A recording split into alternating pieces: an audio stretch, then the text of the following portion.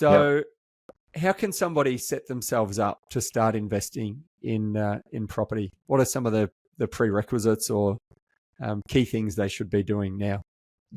They can ask to have a coffee and find out what we're doing. The reason I say that, it's exactly what I used to get asked, and I know you were asked the same thing 15 years ago. It's like, oh, so you're doing this, like, how does it work, and how do I start, and what do I buy, and what are the things I need to consider, and how can I do it smartly? The thing I kind of keep coming back to is like anything, if you find someone that's done it and can help give you the playbook so you don't have to make the mistakes that they've made or the people that have helped them have made, then it really just kind of gives you the success blueprint straight away. And then you just need to have the discipline to follow it. So, I can't recommend highly enough. I know you have you run our company, a group of companies, and you have a mentor that you meet with. Nick's got a lot of experience and helps guide people. Roger Federer is my favorite example. He's the best player in the world. And he still has a coach to help hold him accountable and help him improve. So, reaching out or asking for help is not taboo. It's actually very smart, and it can be a great way to fast track the results, to outperform the market, to have a sounding board to ask and get answers to these common questions that, most people might feel silly asking someone, but the reality is only 10% of Australians invest, and a fraction of those actually build a substantial portfolio. So if you're trying to find people in your network that might have done this, it's most likely very hard to find someone that can speak from experience. So, where people are living and breathing on a daily basis, what they've done themselves, they can be a really great resource to guide you through. And if all of what we've talked about so far today does sound a bit confusing and overwhelming, then reach out and seek some professional guidance. Yeah, quick question, Boz. Just like on a scale between none and 0%, how many property investors have you ever spoken to who said that property investing was a bad idea? I love it. Very good. Yes, absolutely, absolutely none. And it's funny, the longer they've been a property investor, incrementally more positive the response gets. Yeah, I think it's one of those things, isn't it? When somebody you touched on the importance of talking to somebody who's done it, who's not just done something but been successful at that is key, right? Not just going to the man up the street or the person that you bumped into at a barbecue and talking about your hopes and dreams, and accepting when they, who have no experience in succeeding at achieving your hopes and dreams, start telling you that what you're thinking about is the wrong thing, and that you should focus on something else. Because there are absolutely, I think we used to call them dream crushers. They're probably, it's a term we haven't pulled out for a long time, but there's a lot of them out there. There are, and look, they don't.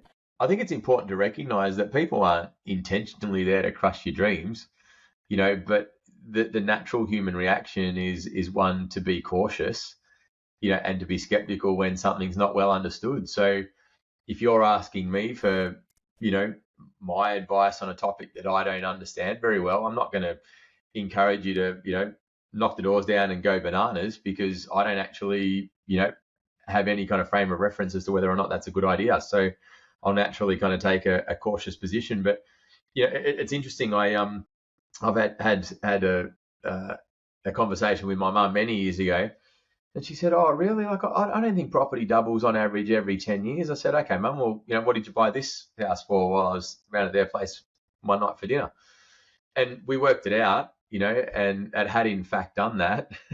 And she didn't like this very much, but it was the truth. I said to her, the problem, Mum, is you're getting old.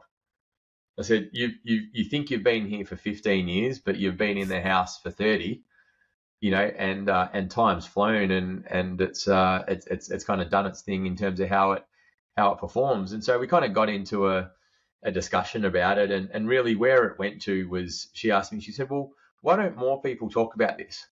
And I said, "Well, where do people generally go? Where do people of your generation generally go, for their financial advice?" Well, most of them go to an accountant because they think that investing is related to money. And as a result, I'll go and talk to my accountant about investing because it's related to money. Let's be really clear here. Accountants, and specifically property accountants, not just any accountant, because there are accountants that specialize in different things. But a property accountant has a critical role as part of your success team to maximize your tax deductions and get the best outcome possible. You shouldn't be asking your accountant around things that aren't tax related, because while they deal with money, they're not the best person most of the time to be able to guide you on those kind of things. Likewise, a lot of people talk to, I think I need a financial plan. I'll go and talk to a financial planner, without understanding that the majority of financial planners out there don't actually advise on property due to the licensing restrictions that they have. It's not their fault. It's just the way their industry is set up. And so you're not actually getting a complete assessment across every asset class. You're getting a limited assessment based on the asset classes that they can advise on under their licensee requirements. So yeah, it's really, really important. I mean, I could go through the whole set, brokers, you can get the right finance structure or the wrong finance structure. Brokers do both. The ones that understand the structures required to build an investment portfolio are the ones that you want to be talking to. So it's really critical, that you don't talk generally around, I'll talk to someone about money, but you seek out specific experts around the specific components that you need to understand, whether it be property selection or tax or insurances, property management, or finance.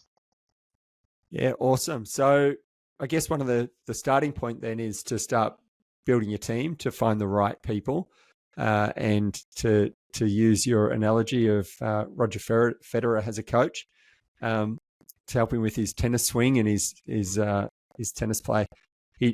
I'm tipping he doesn't go to that same coach to ask him whether Tesla's a good buy right now.